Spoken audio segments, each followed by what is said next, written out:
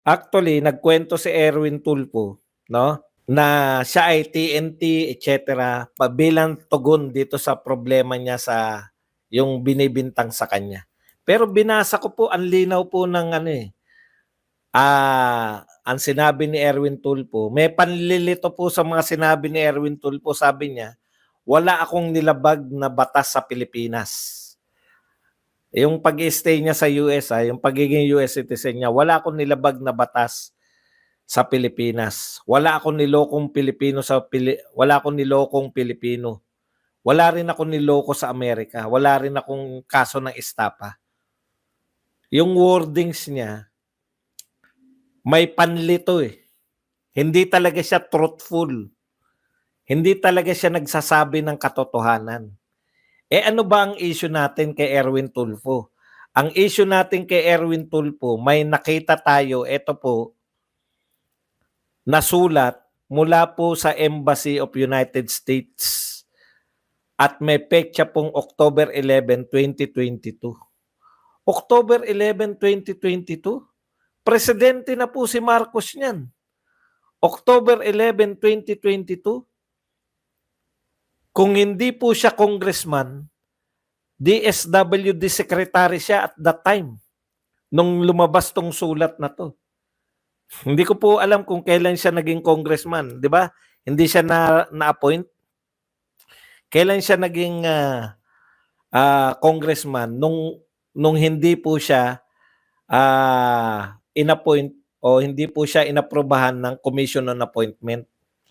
Thank you very much muna kay Saskatchewan Pinoy na nagbigay ng 2 Canadian dollars. Nung hindi po siya inaprobahan ng Commission on Appointment, nag-congressman na lang siya. Ibig sabihin, recent, ano na po to, no?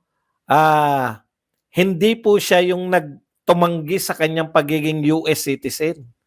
In fact, nire-renew niya pa yung US citizenship niya. Kaya siya sinulatan. Ibig sabihin, kahit na siya ay DSWD secretary na or congressman, na yung application niya for renewal ng kanyang passport ay ongoing pa rin.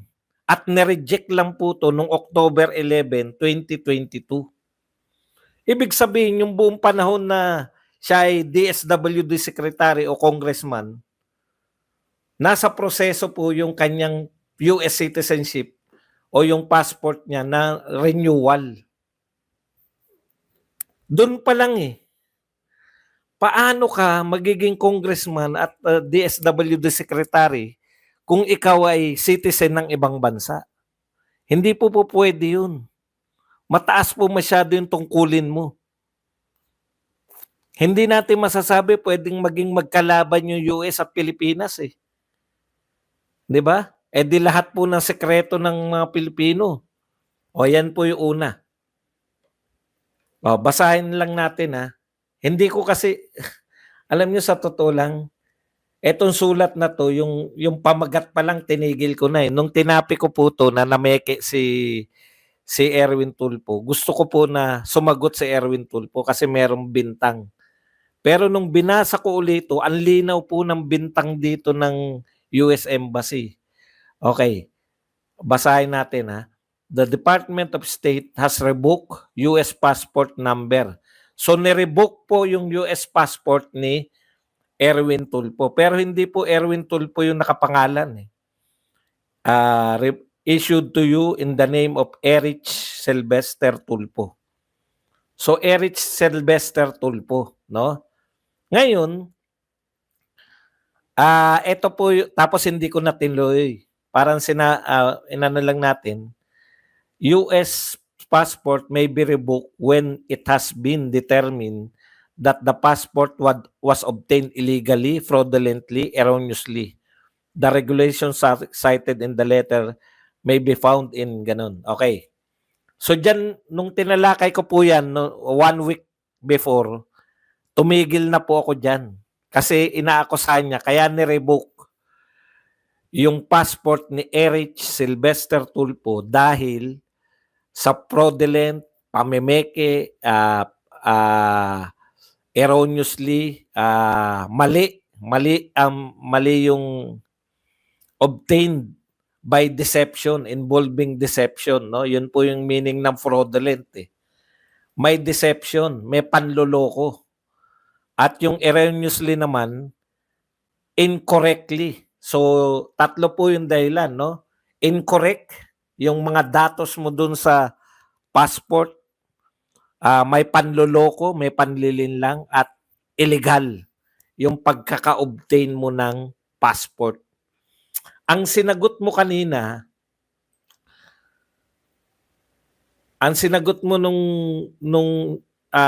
nung sa yung radio station na ikaw ay TNT at hindi mo masisisi yung sarili mo kung bakit ka naging TNT, katulad na maraming TNT sa US, dahil nga sa pangangailangan, mahirap ka, may sinusuportahan kang pamilya, napilitan ka mag-TNT. Ang ganda ng kwento eh.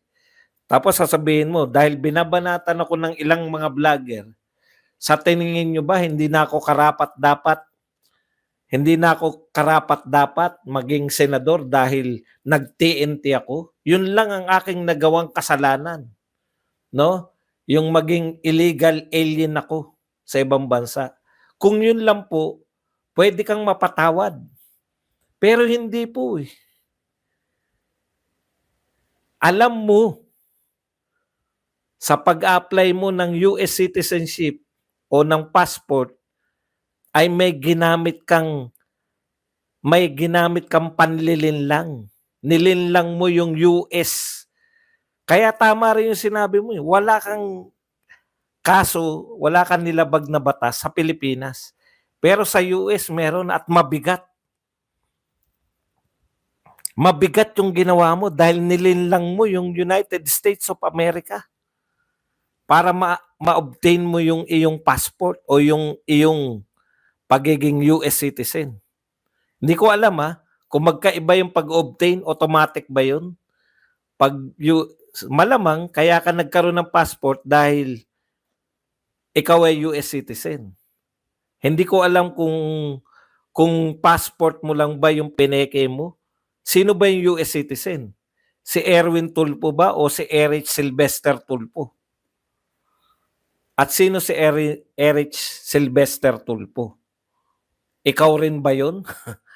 O may ginamit kang ibang pangalan? Narito rin pala sa dokumento na yan, no? Ito po ang sabi. Sa mga bandang baba na po ng papeles na galing po to sa US Embassy. An investigation revealed that Erich Sylvester Tulfo, born on December 30, 1965 in Hawaii, is not your true identity. So meron palang tao na nagngangalang Erich Sylvester Tulfo na pinanganak sa Hawaii. At hindi ikaw yun. Asan dito yung pagiging TNT mo? No? Hindi to pagiging TNT. Ang usapin dito, hindi kayong napilitan ka mag-TNT dahil ikaw, kaya maganda yung sinabi sa akin ng mga viewer kanina eh. Kung US citizen ka, hindi na yan yung illegal alien. Tapos na tayo sa pagiging illegal alien. Kasi dinala niya tayo sa kwento na napilitan ako na mag-TNT para buhayin ng pamilya. Sino po ang hindi mababagbag ang damdamin? Pero ito po, yung sinasagot nyo, iba sa inaakusa sa'yo ng papeles na ito na kumakalat. Hindi po to galing kay Maharlika lang o kay Jason Sa. Ito po ay kumakalat. At nakalagay yung meron ng Embassy of United States. May pahayag po ba yung Embassy ng United States na peke ito? Tanong ko po sa inyo, naglabas po ba yung United States Embassy na peke ito? Wala po, di ba? Yan po yung kumakalat eh. Sinabi ba nila na Peke yang lumalabas, wala kaming in-issue ng Embassy of United States sa Manila, Philippines ay merong kumakalat na peking dokumento. Wala po. Wala pa tayong nababalitaan. Kaya nga ito yung pinasasagot kay Erwin Tulfo. Ayan, meron pa rito. Erwin Tulfo, Erich S. Tulfo acknowledged the receipt of US passport revocation.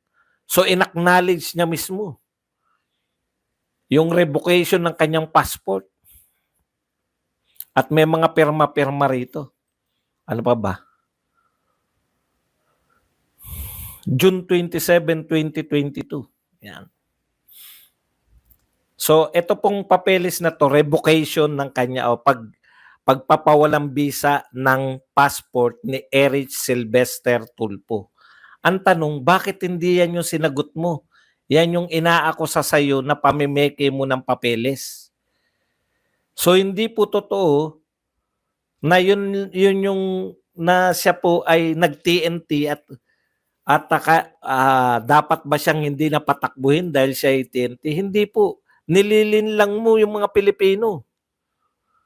Ang pinasasagot sa iyo, yung sinabi na papeles nang gumamit ka ng peke, fraudulent at erroneous na mga papel para ka maka-obtain ng US passport. Mayroong Erich Sylvester Tulfo na pinanganak sa Hawaii na hindi naman ikaw dahil Erwin Tulfo ka.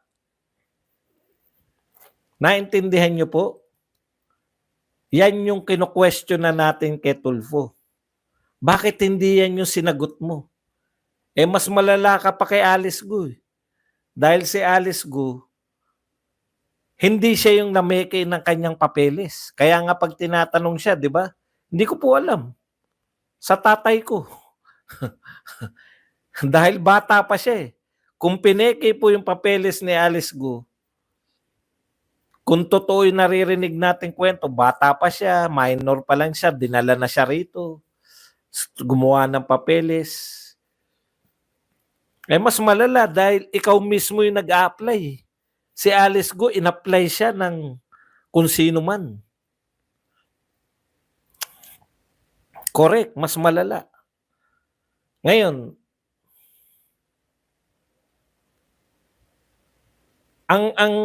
kaya alam mong na may deception kay Erwin Tulfo kasi binanata niya pa yung dalawang vlogger. Tignan po ninyo sinabi. Tulfo is speaking his radio program. Ito po ay bulletin. Mababasa po nyo to sa bulletin.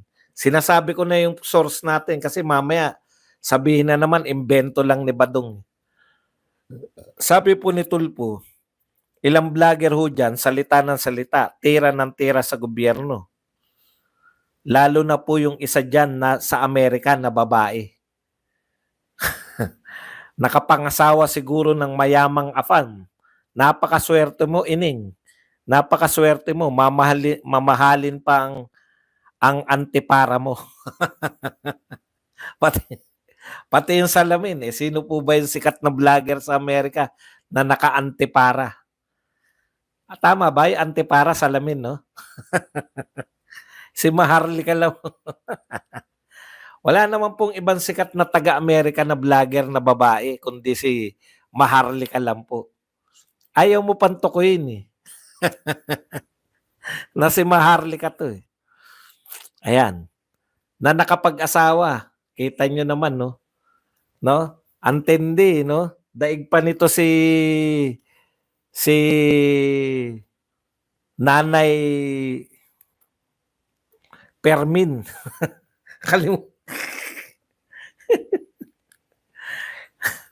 Si Nanay Christy Permin, daig pa ni Erwin Tulfo, no? Sagutin mo. Hindi yung ikichismis mo na si Maharlika nakapag-asawa, napakaswerte, nakapag-asawa ng afam. In fairness, hindi ko alam yan. Pero,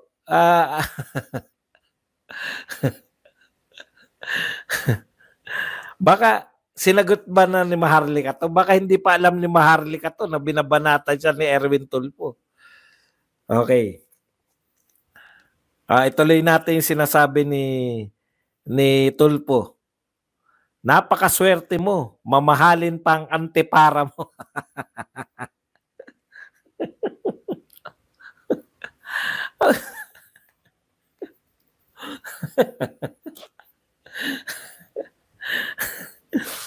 Diyos ko po.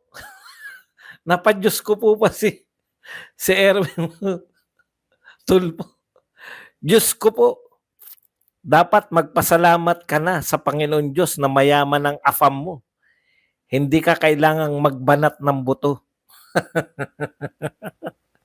Alam mo yung buhay? ako po, pag ganito na po yung dinadala yung usapan, alam mo okay lang po yan kung si Maharlika yan eh, no? Kasi style niya talaga yan, di ba? Tapos meron siyang may idol na kay Maharlika, itong bago si Maui, ganyan din, no? Yung mga personalang atake. Meron din naman mga vlogger na DDS, mga lalaking DDS na parang style din ganyan. Atake din ang atake, no? Mga personal. Kaya lang, napakasikat mo, Erwin Tulfo. Kumbaga sa larangan, wag na yung pagiging congressman mo, ha? No? Kumbaga sa larangan po ng broadcasting, kilalang kilala kayo, no, mga Tulfo. Para banatan mo kaya yung sinasabi ni Maharlika, mas okay pa. Pero ang babanatan mo kay Maharlika, nakapag-asawa siya ng apam. Hindi ko po alam kung mayaman yung napangasawa ni Maharlika. Wala na tayong pakialam doon, Erwin. Di ba? Putya, lalaking-lalaki yung datingan ng mga Tulfo, eh, di ba? Totoo naman. Ako, pag hinamon po ako ng suntukan ng mga yan, hindi po ko ano eh. Hindi ko papalagan eh, dahil ang tatapang eh. Tapos, ang babanatan mo sa kanya, yung swerte na siya at nakapag-asawa siya ng apam. Apam ba, Amerikano? Ano ba meaning ng apam? Ipinagpapalagay ko lang na yung apam, matandang Amerikano. Tama ba? O mali ako? Ay, ano ba pakialam mo kung sino na pangasawa ni Maharlika? Banatan mo siya sa kanyang mga sinasabi. Di ba?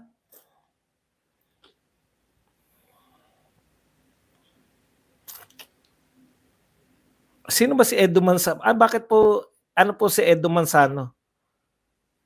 Sa mga Amerikano yan, Sir Badong. Kaya ito po, tama yung tanong. Yan ba iboboto nyo?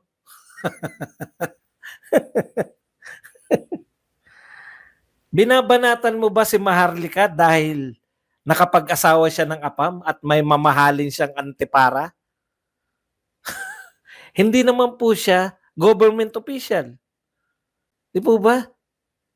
Kami po, binabanatan namin sila yung mga kapwa mo congressman na nagpapakita kasi bawal po yan.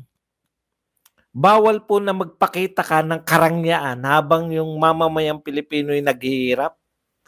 Pero babanatan mo na mamahalin yung antipara. Hindi ko po alam kung na may mamahalin palang antipara. No?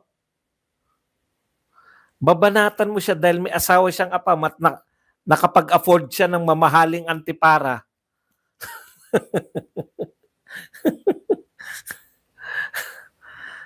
Antindi. Unbecoming. Hindi po bagay sa mga senador. Naringgan niyo po ba eto po yung mga tunay na matatapang sa Senado. Naringgan niyo po ba si Senator Bato na kinutya yung taga-media limbawa na nakapag-asawa ng apam?